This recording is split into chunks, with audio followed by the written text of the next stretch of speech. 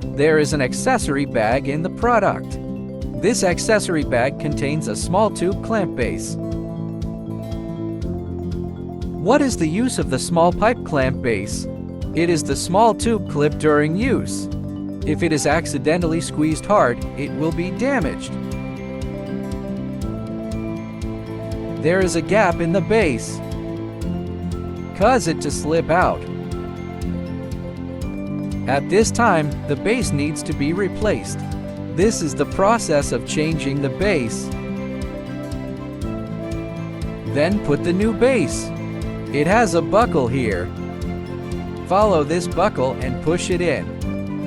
It's solid, and then we put the straps in.